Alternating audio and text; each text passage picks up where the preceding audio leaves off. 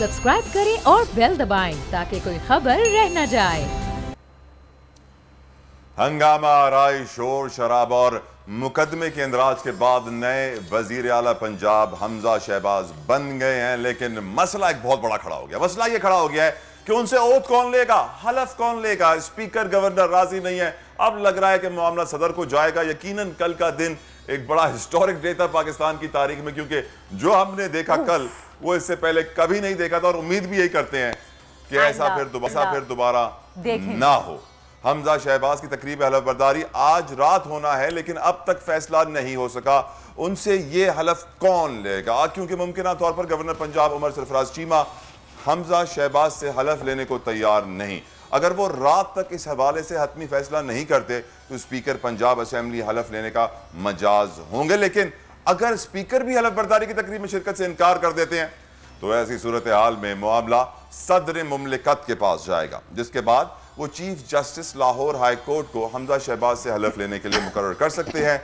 मुख्तसरन PTI अपने मौकिफ में किसी किस्म की भी लचक लाने को तैयार नहीं। वो अब भी अटल है और अपनी राय पर डटे हुए हैं, लेकिन सियासत में ये पीटीआई का ये मौकिफ हालात किस तरफ लेके जा सकता है, क्या होगा, एक बहुत बड़ा क्वेश्चन है।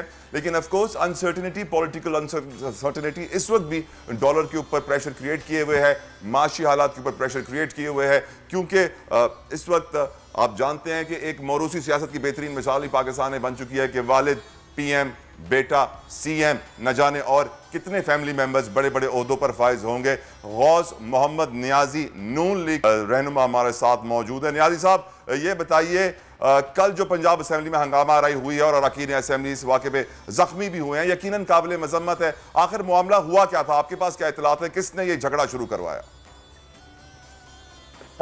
बिस्मिल्लाहिर्रहमानिर्रहीम।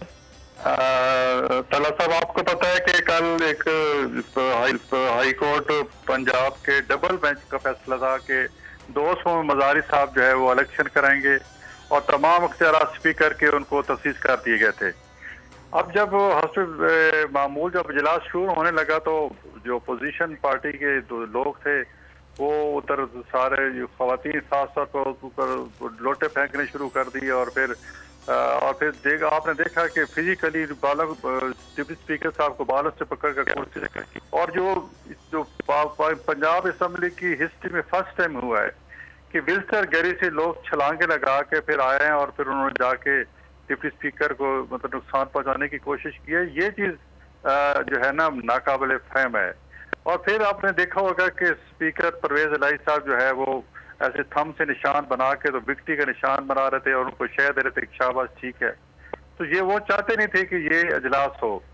फिर 3-4 घंटे 5 के मुज़ाकरात करने के बाद तकरीबन 5 बजे तो फिर वो उन्होंने, चूंकि हाई कोर्ट का ये चीफ सेक्रेटरी और आईजी को पाबंद किया था कि आपने फैसिलिटेट करना है, तो फिर डिप्टी स्पीकर साहब के साथ और 4 अथॉरिटी को पुलिस को बुलाया और पुलिस के बड़े तहम्मुल से जो है उनको स्टेज से हटाया और पुलिस वालों को एमपी साहबान ने पीटीआई एमपी साहबान ने जोर को भी किया, लेकिन उन्होंने बड़े तहम्मुल से एक संभाला। और ये बड़ी बदकिस्मती है कि बड़ी बदकिस्मती, नो डाउट नहीं साहब, बड़ी बदकिस्मती कि हमको ये दिन देखना पड़ा। ये बताइए, हमजा शहबाज अब वज़ीर आला पंजाब बन चुके हैं, कामयाब हो चुके हैं, आज रात उनको ओथ लेना है, हलफ उठाना है, कौन लेगा उनसे ये हलफ, कुछ मालूम है आपको? देखो, अभी जिस ज़ाहिर है उसमें गवर्नमेंट जो आपका गवर्नमेंट है रोड तो अटकाएगी, गवर्नर तो उनका है, वैसे तो गवर्नर को हलफ लेना चाहिए। आप देखें उस पर कभी परवेज इलाही साहब कहते हैं कि मैंने नोटिफिकेशन ही भेजना, कुछ कहते हैं, कभी कुछ कहते हैं, लेकिन दुनिया सारे चीज जान चुकी है। कभी कह रहे थे परवेज इलाही साहब कह रहे थे कि जो मेरे जो नोज थे, यानी कि जिन्होंने मेरे करारदाद के मुखालिफ वोट देना था, वो दरवाजा ही बंद था, हालांकि मैं उसमें था। कोई आवाज दी गई कि कोई जाना चाहे तो चला जाए, कोई बंदा नहीं था, सारे बाइक काट के चले गए। और मैं तो ये समझता हूँ कि परवेज इलाही साहब के साथ, परवेज इलाही साहब उनके साथ सिंसियर नहीं थे और वो परवेज इलाही के साथ सिंसियर नहीं थे। देखो, अगर हमारी तरफ से पार्टी में ये थी कि अगर वजीर आला जो है वो हमजा शहबाज साहब मुंतखब हो जाते हैं तो फिर हो सकता है कि हम जो अदम एतमाद की तहरीक है परवेज़ है वो भी वापस ले लेते। देखिए हमें जिस तरह हमको मसाइल के सामने हम सबको मिल के साथ चलना है और मिल के चलना चाहते हैं, लेकिन जिस तरह की उन्होंने गुंडा की, यानी कि ऐसी गुंडागर्दी तो आने जमाने में बल्दियात में हुआ करती थी, कौंसलर के इलेक्शन में कि झगड़ा हो, बंदे उठा लो, उसको मार दो, ये कर दो। अब ये सोशल मीडिया का दौर है, कैमरे लगे हुए हैं, एक एक चीज नोट हो रही है। तो मुझे तो जो कुछ भी उसकी हम सब मजम्मत करते हैं कि बिल्कुल ऐसा नहीं होना चाहिए था, ये बहुत ही गैर अखलाकी बात थी। लेकिन यारी साहब ये बताइए, कल इमरान खान ने अपने जलसे में कहा है कि उनके ऊपर अब केसेस किए जाएंगे, केसेस ओपन किए जाएंगे ताकि उनको पॉलिटिकल सिनेरियो से हटा दिया जाए। तो आप बताइए कि वाकई आप लोग ऐसा सोच रहे हैं इमरान खान के ऊपर केसेस करने का, जिसमें हम कह सकते हैं कि फॉरेन फंडिंग का केस है या फिर तोशेखाना का इशू है? आप लोगों को कुछ प्लानिंग है ऐसी? नहीं, देखें ऐसी बात है, हमारी पंजाब की हुकूमत ने कल हमजा शहबाज साहब ने अपनी स्पीच में कहा है, और फिर शहबाज शरीफ साहब ने और हमारी जो सेक्रेटरी इत्तलात हैं मरियम औरंगजेब साहबा, उन्होंने कैटेगोरिकली कहा है कि कोई इंतकाम नहीं होगा, और यकीन जानो कि हमारी पार्टी में कोई इंतकाम नहीं देगा। ये इस बात की जितनी भी सारी पार्टीज हैं उसमें, चाहे हुकूमत, लेकिन यारी साहब ये भी तो कहा है कि कोई इंतकाम नहीं लेगा लेकिन इंसाफ अपना रास्ता खुद निकालेगा, तो इसका क्या मतलब हुआ? नहीं, अगर किसी ने कोई जुर्म किया तो उसको सजा तो मिलनी चाहिए ना। हमारे दौर में तो ये होता था कि हमारे मुल्क में जुर्म बना दिए जाते हैं, 1-2 मिनट लगते हैं, 10-12 जुर्म बना दिए जाते हैं।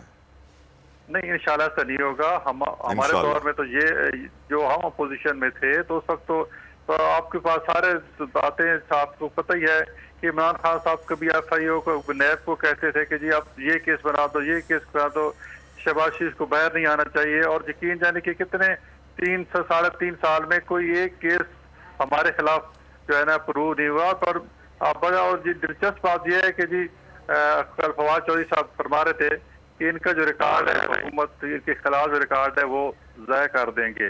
तो मैं वो हमारे मरीज साहब ने यही जवाब दिया कि जी रिकॉर्ड तो 4 साल आपके पास रहा है, जब उसने 4 साल कुछ नहीं निकला तो हमने उसमें से क्या निकालना है। और ये कि इंशाल्लाह हम मुल्क में एक जो है ना अजीब एक मतलब बहुत ही अच्छी और पॉजिटिव सोच लेके चलेंगे, और इंशाल्लाह आप देखेंगे कि विद इन मंथ जब जी नहीं सब ये बताइए, जैसे नैब की आपने बात की, बहुत बड़ी स्टेटमेंट दे रहे हैं, बहुत बड़ी स्टेटमेंट है ये कि हाँ विद इन अ मंथ सूरत हाल बदल जाएगी। लेकिन यही साहब ये बताइए, आप लोग नैब की भी बात करें तो आप लोगों का तो कहना है कि नैब खत्म कर देना चाहिए, क्या आपको वाकई लगता है कि इसको खत्म कर देना चाहिए इदारे को? नहीं, नैब खत्म नहीं होगा, नैब के तो हम हक में हैं, लेकिन नैब के ऐसी तब्दीलियां की जाएंगी जिसकी वजह से जो कारोबारी तबका है या जो ब्यूरोक्रेटिक तबका जो काम करने मतलब काम फाइल वर्क भी नहीं करता, कम से कम ये खत्म हो जाए, ताकि हमारा कारोबारी तबका जो परेशान है, कोई इन्वेस्टमेंट करने से परेशान है, कोई कारोबारी तबका देखो इन्वेस्टमेंट करने के लिए आसानी हो जाए। जी FPR है, बाकी इदारे जो करें।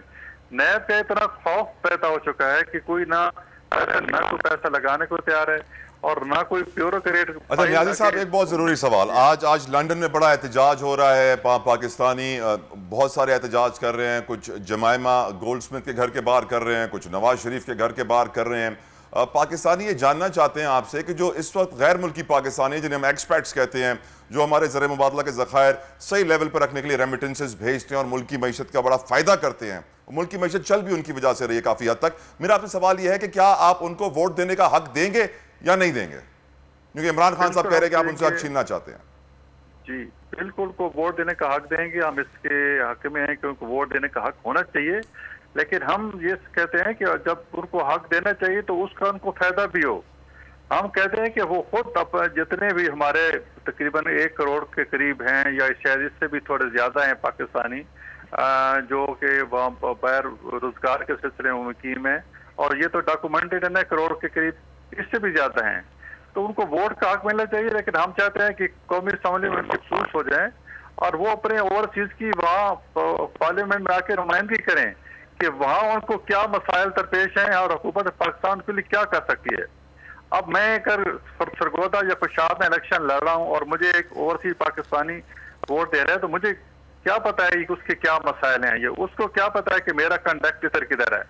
ये हमारा इख्तलाफ था इमरान खान से, और इंशाल्लाह जो तब्दीली कानून भी इलेक्शन इस्लाहात करेंगे उसमें ये करेंगे कि 10 सीटें मखसूस कर दी जाए ओवरसीज पाकिस्तानी के लिए, और वो 10 पाकिस्तानी जो MNAs की शक्ल में होंगे, सारी जो है वो आपस में इलेक्शन करेंगे, ऑनलाइन कि जो 10 बंदे मुंतखब होंगे वो पार्लियामेंट के हिस्से होंगे, वहाँ की नुमाइंदगी करेंगे और कहेंगे कि हमें ये प्रॉब्लम है, हम पाकिस्तान को कैसे हेल्प आउट कर सकते हैं, पाकिस्तानी के मसाइल क्या हैं, और फिर वो इस तरीके से हमारे ख्याल में बेहतर तरीका है उनकी नुमाइंदगी देने का। हमने वो हमारे भाई हैं ज़रिए मुबादला भेजी, हम बहुत बहुत शुक्रिया। गौस मोहम्मद न्याजी साहब हमारे साथ मौजूद थे, नून लीग के रहनुमा उन्होंने दिया, उनमें यह है कि एक महीने में मुल्क के हालात बदल देंगे। यकीनन बहुत बड़ी बात उन्होंने कर दी है। कहते हैं कि action speaks louder than words. We hope कि आपके एक्शन भी इतने अच्छे हों जितने आपके अल्फाज हैं, लेकिन इस वक्त तक words are all you have to take my heart away. उम्मीद करता हूं कि एक्शन आएगा, लेकिन साथ साथ जो बातें उन्होंने कही कि हम लोग रिजर्व सीट्स देंगे ओवरसीज पाकिस्तानियों को, उनके मसाइल हल करेंगे। जरूरत इस चीज़ की है कि आइन अगर आप चाहते हैं कि अपना रास्ता बनाए तो पहले आइन के लिए जुडिशल रिफॉर्म्स लेकर आए, 1850 के कवानीन को अपग्रेड करें। कब तक गोरों के बनाए हुए कवानीन पर हम चलेंगे? क्योंकि आज भी हम देखते हैं गोरों को गर्मी लगती थी तो जून जुलाई में अदालतें बंद करके वापस लंदन चले जाते थे। हमारे पाकिस्तानी जज क्यों अदालतें बंद करते हैं जहां 22 लाख केसेस पेंडिंग है और बड़े केस आते हैं तो रात को अदालत खुल जाती है? बंदा सब्सक्राइब करें और बेल दबाएं ताकि कोई खबर रह न जाए।